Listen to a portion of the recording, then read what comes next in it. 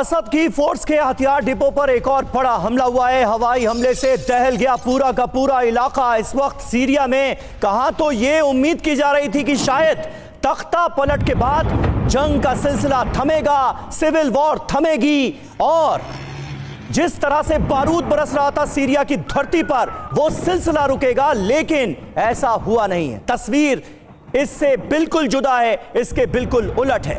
ये देखिए किस तरह से बड़े हवाई हमलों को सीरिया के अंदर अब अंजाम दिया जा रहा है इजराइल की तरफ से। लेकिन इस बीच खबर है सीरिया के दारा में इस इलाके में स्कड मिसाइल के भंडार को तबाह करने का दावा किया जा रहा है और विद्रोहियों के कब्जे से पहले हथियारों को नष्ट कर दिया गया है।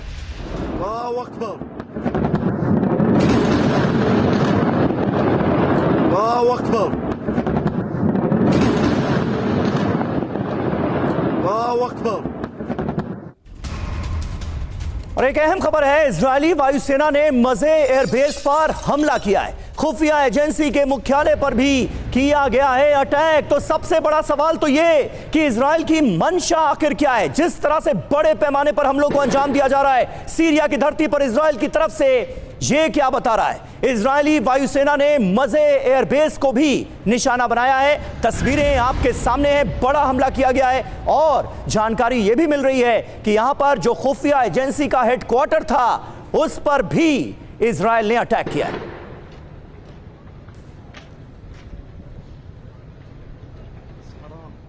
और इजराइल ने सीरिया के MiG-29 के पूरे बेड़े को भी नष्ट कर दिया है। आपको बता दें, दर्जनों लड़ाकू विमान, हेलीकॉप्टर, विमान, भेदी बैटरियां और रडार, रॉकेट, सब कुछ तबाह कर दिया गया है। ये देखिए तस्वीर। हालांकि लगातार आ रही इन तस्वीरों से साफ है कि किस तरीके से इजराइल अलग अलग जगहों पर ऑपरेशंस को अंजाम दे रहा है। फिलहाल सीरिया के MiG-29 के पूरे बेड़े को नष्ट करने का यह दावा किया जा रहा है, जहां पर दर्जनों लड़ाकू विमान के साथ साथ हेलीकॉप्टर, विमान भेदी बैटरीज और रडार, रॉकेट, सब कुछ नष्ट कर दिया गया है।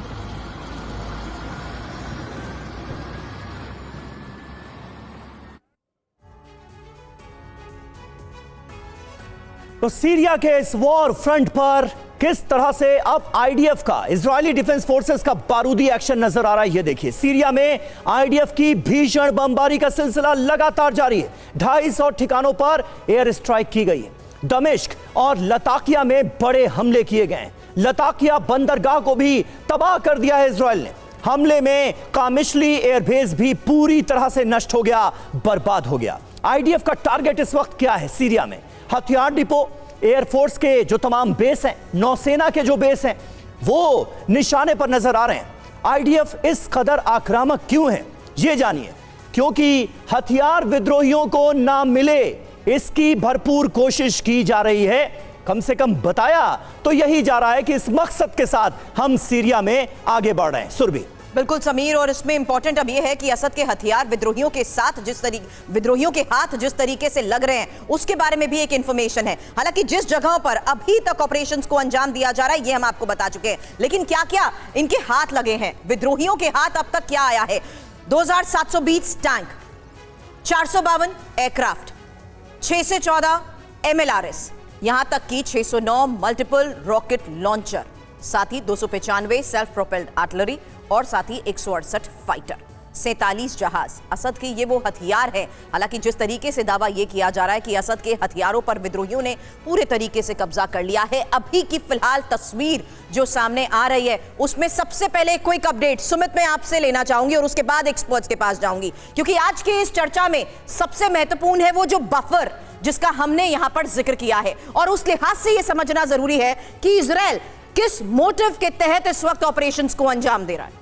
देखिए, इजराइल के कई मल्टीपल मोटिव्स हैं। सबसे पहला मोटिव तो उसका यह है कि वो गोलान हाइट्स के आगे के इलाके, करीबन 20 किलोमीटर के इलाके, चाहे वो दारा हो, चाहे वो नावा हो या बाकी के दूसरे इलाके हैं, उन इलाकों को अब वो ग्रे जोन या फिर डीमिलिटराइज जोन बनाना चाहता है। और ख़ास बात यह कि अभी करीबन डेमेस्कस से ही करीबन उसकी जो फोर्सेज हैं वो 10 से 15 किलोमीटर दूर बची है। और पिछले 48 घंटे में अगर मैं आपको बताऊं, 300 से ज़्यादा एयर स्ट्राइक्स में इजराइल ने सीरियन एयरफोर्स के सभी फाइटर एयरक्राफ्ट, हेलीकॉप्टर हो, उनके बड़े आर्म्स डिपो हो, करीबन उनकी एयरफोर्स के डिफेंस मैकेनिज्म पूरी तरीके से बर्बाद कर दिए। कहा यह जा रहा है कि अब सीरियन गवर्नमेंट के पास कोई भी एयर डिफेंस कैपेबिलिटीज नहीं बची है। लताकिया के पोर्ट के ऊपर लगातार सीरिया की फ्लीट के ऊपर अटैक किए गए, जहां पर उनके पोर्ट सिटी के अंदर कई शिप्स को बर्बाद कर दिया गया। तो निश्चित तौर पर जो इजराइल का मोटिव है वो ना सिर्फ ज्यादा से ज्यादा एरिया को गेन करना है, बल्कि सीरिया की आर्मी के पास आने वाले वक्त के लिए, लंबे समय तक के लिए कोई डिफेंस कैपेबिलिटीज ना बचे, ये भी उनका मकसद। और उनका मकसद ये भी है कि ये ऑर्गेनाइज्ड रेबेलियन जो है इनके हाथ में सारी चीजें ना लगे।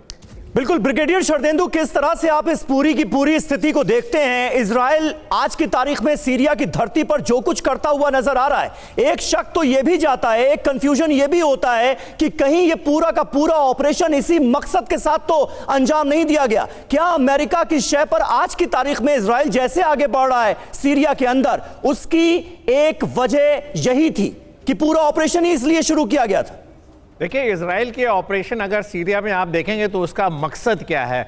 एक तरफ जब बशर अल असद की सरकार सत्ता से जा चुकी, अब क्यों वो हमले कर रहा है? गोलान हाइट से वो आगे निकल चुका है। मकसद ये है कि इवन अगर एसटीएफ भी सत्ता में आती है, अगर या वहाँ पे सीरियन आर्मी को अपने गिरफ्त में लेती है, तो ये एक सुन्नी प्रधान ऑर्गेनाइजेशन है। ये आगे आने वाले दिनों में कहीं ना कहीं इजराइल के लिए थ्रेट बन सकता है, क्योंकि ये फंडामेंटलिस्ट हैं। और जब फंडामेंटलिस्ट बाद में इसको आगे बढ़ाएगा तो कहीं ना कहीं ये खतरा इजराइल के लिए पैदा करता है। लिहाजा इजराइल इस मौके का फायदा उठाते हुए तमाम तरीके के स्ट्राइक कर रहा है और तमाम हथियारों का जो जखीरा है, जो डिपो है, उसको बर्बाद कर रहा है और एक तरीके से क्षति पहुंचा रहा है टू दैट एक्सटेंट कि अगले 10 साल तक या 1 से 2 दशक तक सीरिया किसी भी तरीके से, चाहे कोई गवर्नमेंट आए, इजराइल के बरखिलाफ ना जा सके। आज की डेट में सीरिया में हो क्या रहा है? डिफरेंट तरीके के organisation, state and non state actor सारे के सारे एक्टिव हो रखे हैं। उसके ऊपर टर्की अटैक कर रहा है, रशिया के भी एयर स्ट्राइक हो रही है, इजराइल अटैक कर रहा है, एसटीएफ के हमले जारी हैं और साथ में एसडीएफ भी अपने ऑपरेशन चल रहा है। तो तमाम तरीके के छोटे बड़े एक्टर आज की डेट में सीरिया में हमले कर रहे हैं। मकसद यह है कि किसी भी तरीके से एक फंडामेंटलिस्ट फोर्स को सत्ता में लाया जाए और इसको पूरी तरीके से अमेरिका बैक कर रहा है। लेकिन आगे आने वाले दिनों में एक बड़ी समस्या होने जा रही है। जो कुर्द के लड़ाके हैं उनका क्या होगा? कुर्द आज की डेट में एसटीएफ के साथ उन्होंने बशर अल असद की सरकार को बेदखल किया, लेकिन सीरिया का जो टिफ है तुर्की के साथ, ये कुर्द के लड़ाके हैं, इनको एसटीएफ कैसे हैंडल करेगा या सत्ता में आने वाले लोग कैसे हैंडल करेंगे? क्योंकि एक ये सोर पॉइंट है टर्की और सीरिया के बीच में, और जब तक ये एरिया सॉर्ट आउट नहीं होता, टर्की प्रॉब्लम, तब तक ये इलाका जलता रहेगा। बहुत महत्वपूर्ण बात आपने कही है।